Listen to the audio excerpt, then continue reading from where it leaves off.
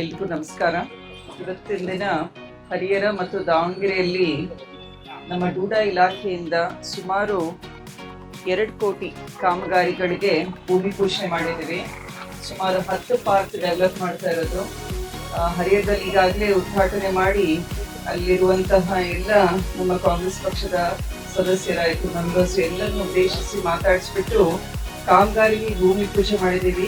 ನಂತರ ಅದ ವರ್ಕ್ ಪ್ರೋಗ್ರೆಸ್ನ ನೀವೆಲ್ಲ ಲೀಡರ್ಸು ಆದಿಯಾಗಿ ನಮ್ಮ ಡೂಡಾ ಇಲಾಖೆಯವರು ಕೂಡ ಇಂಜಿನಿಯರ್ಸ್ ಆಯಿತು, ಮೆಂಬರ್ಸ್ ಆಯಿತು, ಅವರು ಪರಿಶೀಲನೆ ಮಾಡಿ ಸಾರ್ವಜನಿಕರಿಗೆ ಉಪಯುಕ್ತ ಆಗುವಂತಹ ಗುಣಮಟ್ಟದ ಕಾಮಗಾರಿ ಮಾಡುವಂತಾಗಲಿ ಅಂತ ಹೇಳಿ ಅದನ್ನು ಕೂಡ ವಿಶೇಷವಾಗಿ ನಾವು ಒಂದು ಸೂಚನೆ ಕೊಟ್ಟು ಇವತ್ತಿನ ದಿನ ನಮ್ಮ ಗುಂಡಿ ಸರ್ಕಲ್ನಲ್ಲಿ ಈ ಸರ್ಕಲ್ನ ಇರುವಂತಹ ಕೇಂದ್ರ ಬಿಂದು ಅಂದ್ರೆ ನಮ್ಮ ಸೆಂಟರ್ನಲ್ಲಿ 2 ಫೇಸ್ನಲ್ಲಿ ಕಾಮಗಾರಿ ಶುರು ಮಾಡಬೇಕು ಅಂತ ಭೂಮಿ ಪೂಜೆ ಮಾಡ್ತಾ ಇದೀವಿ. ಈಗ ಫಸ್ಟ್ ಫೇಸ್ನಲ್ಲಿ ಸುಮಾರು 25 ಲಕ್ಷ ವೆಚ್ಚದಲ್ಲಿ ಒಂದು ಕಟ್ಟೆ ಮಾಡಬೇಕು ಅಂತ, ನಂತರ ಒಂದು ಮಾಡೆಲ್ ಮಾಡಿಬಿಟ್ಟು ಅದರ ಬಗ್ಗೆ ಕೂಡ ಸೆಕೆಂಡ್ ಫೇಸ್ನಲ್ಲಿ ವರ್ಕ್ನ ನಾವು ತಗೊಳ್ತೀವಿ. ಅದೇ ರೀತಿ ದಾವಣಗೆರೆಯಲ್ಲಿ ಸಾಕಷ್ಟು ಪಾರ್ಕ್ಸ್ನ ಮಲ್ಲಿಕಾರ್ಜುನ ಅವರು, ಅಪ್ಪಾಜಿ ಅವರು ನಮ್ಮ ತೋಟಗಾರಿಕೆ ಇಲಾಖೆ ಮಂತ್ರಿಗಳಾದಾಗಿಂದ ಪಾರ್ಕ್ನಲ್ಲಿರುವಂತಹ ಜಿಮ್ ಇಕ್ವಿಪ್ಮೆಂಟ್ಸ್ ಆಯಿತು, ಸಾರ್ವಜನಿಕರಿಗೆ ಓಡಾಡಲಿಕ್ಕೆ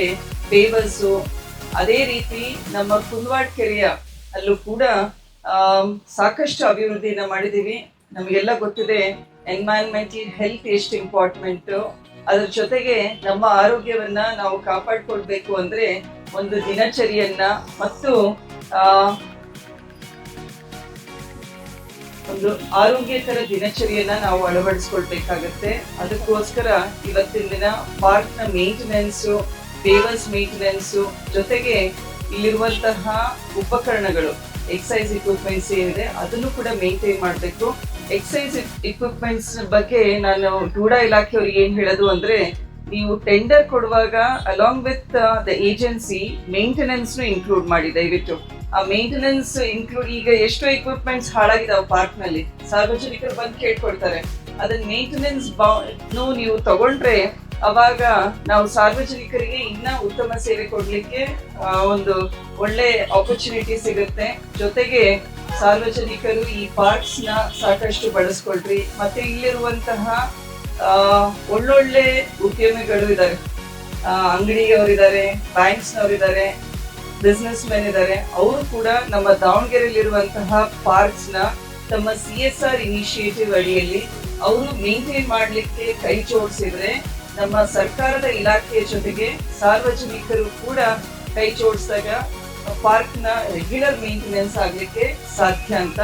ಜೊತೆಗೆ ಪಾರ್ಕ್ಸ್ ನಲ್ಲಿ ನಾವು ಏನೇನು ಎಲ್ಲ ಕಾರ್ಪೊರೇಟರ್ಸ್ ನಮ್ಮವರಿದ್ದೀರಾ, ನಿಮ್ಗೂ ಹೇಳೋದು ಅದನ್ನೇ, ರೆಗ್ಯುಲರ್ ಮೇಂಟೆನೆನ್ಸ್, ಒಬ್ಬ ವಾಚ್ಮ್ಯಾನ್ ಇಡೋದ್ರಿಂದ ಹಿಡಿದು ಅಲ್ಲಿ ವೀಡ್ಸ್, ಗಿಡಗಳ ಮೇಂಟೆನೆನ್ಸ್, ಲ್ಯಾಂಡ್ಸ್ಕೇಪಿಂಗಿಗೆ ಅದಕ್ಕೂ ಒತ್ತು ಕೊಟ್ಟು ಈವ್ನಿಂಗ್ ಆಕ್ಟಿವಿಟೀಸ್ ಅಲ್ಲಿ ಸಾರ್ವಜನಿಕರಿಗೆ ಏನೋ ತೊಂದರೆ ಆಗೋ ರೀತಿಯಲ್ಲಿ ಬೇರೆ ಬೇರೆ ಇಲ್ಲಿಗಲ್ ಆಕ್ಟಿವಿಟೀಸ್ ಏನು ನಡಿಬೇಡ್ದು ಪಾರ್ಕ್ನಲ್ಲಿ. ಎಸ್ಪೆಷಲಿ ಹಳೆ ಭಾಗದಲ್ಲಿ ನಾವು ನೋಡ್ತಾ ಇದ್ದೀವಿ, ಬಾಟಲ್ಸ್ ಅಂತೆ, ಆಮೇಲೆ ಅಲ್ಲಿರುವಂತಹ ಕ್ಲಿನಿಕ್ಸ್ ನಲ್ಲಿ ನರ್ಸಿಂಗ್ ಹೋಮ್ಸ್ ಅವ್ರು ಹೋಗಿ ಡಂಪ್ ಮಾಡೋದು ಎಲ್ಲ ಮಾಡ್ತಾ ಇದ್ದಾರೆ.